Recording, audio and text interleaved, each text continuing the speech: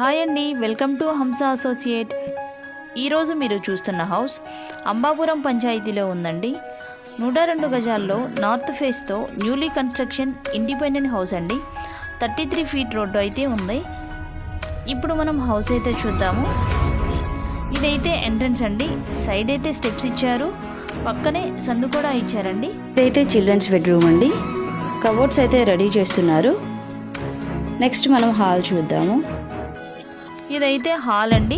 Ceiling అంతా ready చేస్తున్నారు. Hall అయితే చాలా స్పేషియస్గా ఉంది. గాలి వెలుతురు అయితే చాలా బాగా వస్తున్నాయండి. పైన సీలింగ్ కూడా రెడీ చేస్తున్నారు.